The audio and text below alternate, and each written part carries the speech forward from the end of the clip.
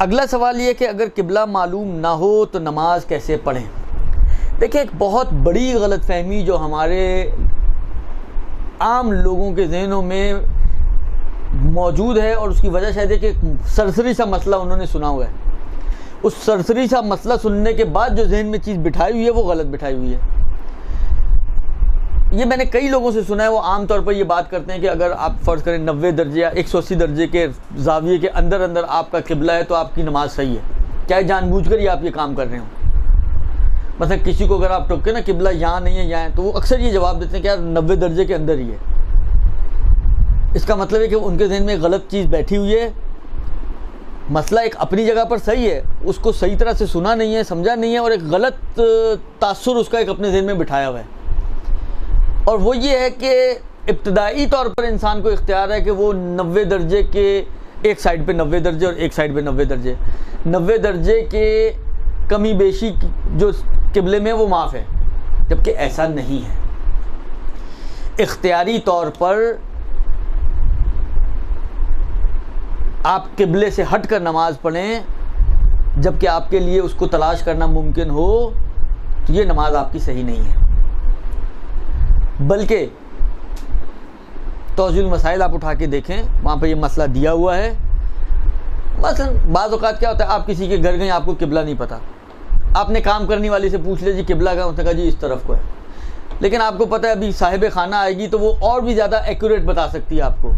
یعنی اس کے کہنے پہ اگر آپ کو 70% گمان پیدا ہوا کہ قبلہ اس طرف ہے، تو صاحب خانہ آئیں گی تو شاید آپ کو 70 کی بجائے 80-90% کا گمان حاصل ہو جائے. یعنی کم گمان سے قوی گمان تک آپ جا سکتی ہوں، تب بھی آپ کے لیے جائز نہیں ہے کہ ابتدائی طور پر آپ کم گمان پر عمل کرتے ہوئے نماز کو پڑھیں. تو یہ کہاں سے چھوٹ مل گئی کہ آپ ٹیڑھی ہو کے نماز پڑھ لیں، قبلہ ادھر ہے اور آپ ادھر کو نماز پڑھیں، آپ کہ جی 90 درجے کے اندر ہے، خیر ہے. ایسا کچھ نہیں ہے. یہ 90 درجے والا مسئلہ اس وقت پہ وجود میں آتا ہے اور اس وقت اس کی ویلیڈیٹی بنتی ہے کہ جب نماز آپ نے اپنے پوری تحقیق کر کے، معلومات کر کے، جانچ پڑتال کر کے پڑھ لی، لیکن پھر پتہ چلا کہ غلطی ہوئی ہے. تو وہاں یہ مسئلہ آتا ہے کہ اگر یہ 90 درجے کے اندر کے اشتباہ ہے تو پھر معاف ہے آپ کو. یہ ابتدائی طور پر ایسا نہیں. ابتدائی طور پر پہلا وظیفہ یہ ہے کہ آپ کو یقین حاصل کرنا ہے کہ قبلہ کس طرف ہے. اگر یقین حاصل کرنا ممکن ہے آپ کے لیے تو آپ ظن پر عمل نہیں کر سکتے، گمان پر عمل نہیں کر سکتے. یقین حاصل ممکن نہ ہو تو پھر ظن و گمان کی باری آتی ہے. اور ظن و گمان میں بھی اگر قوی ظن پیدا کرنا ممکن ہو تو کمزور ظن کے اوپر عمل نہیں کر سکتے. یہ ظن زے والی نہیں ہے، زوئیں والی ظن ہے. ہاں،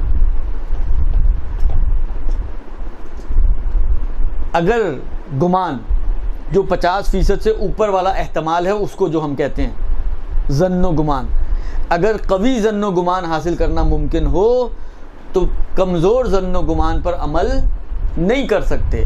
مسئلہ یوں ہے، نہیں یہ کہ ابتدائی طور پر یہ آپ جہاں سینگ سمائیں وہیں شروع ہو جائیں. آپ اینما یوجہ فثمۃ وجہ اللہ، یہ آیت اپنی جگہ پر صحیح ہے، لیکن یہ قبلے کے لیے اور احکام دین کا استنباط کرنے کے لیے ہمارے اور آپ کے لیے نہیں ہے.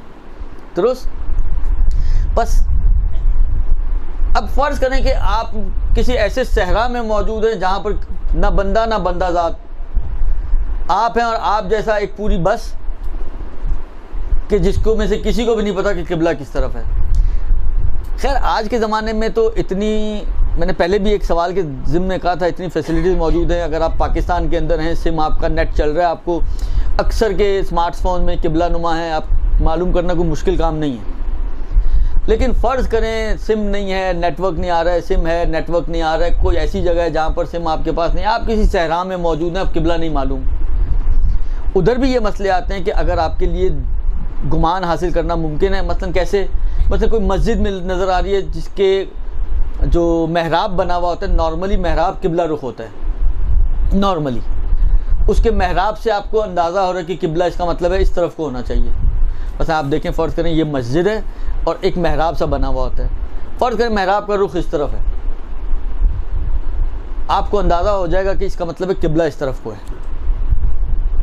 یا مسلمانوں کی قبریں دیکھ کر آپ کو اندازہ رکھو، مسلمانوں کا قبرستان ہے، آپ کو پتہ ہے قبلہ رخ دفن کیا جاتا ہے، آپ کو پتہ چل گیا جی جو پلیٹ لگی ہوئی ہوتی ہے، نیم پلیٹ، وہ سر کی طرف لگاتے ہیں.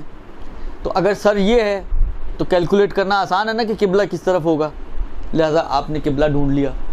تو کوئی بھی اگر طریقہ ایسا ہو جس پر عمل کرتے ہوئے چاہے گمان ہی حاصل ہو جائے آپ کو قبلے کا کہ قبلہ کس طرف ہے, تو آپ اس پر عمل کر سکتے ہیں اور اس طرح سے نماز پڑھیں گے. لیکن اگر آپ بالکل سٹک ہو جائیں, کوئی صورت نہیں ہے کہ نہ گمان پیدا ہو رہا ہے نہ یقین حاصل ہو رہا ہے, کچھ نہیں پتہ قبلہ کس طرف ہے, 4 سمتیں ہیں اور آپ ہیں, تو آغا خوئی اور سیستانی دونوں کا نظریہ یہ ہے کہ آپ کسی بھی ایک طرف نماز پڑھ لیں تو آپ کی نماز کافی ہے.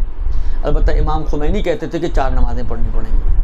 امام خمینی 4 نمازوں کے قائل تھے کہ چاروں سمت میں ایک ایک نماز پڑھیں, لیکن آغا خوئی اور سیستانی فرماتے ہیں کہ نہیں, یوں سمجھیں کہ اب آپ کے اوپر قبلے کی شرط ساقط ہے, جب شرط ساقط ہو گئی تو کہیں بھی پڑھ لیں پھر, اور آپ کی نماز جو ہے وہ صحیح ہو جائے گی قبلے کے بغیر ہی.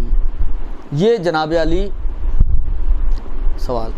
برحمتك يا أرحم الراحمين وصلى الله على محمد وآله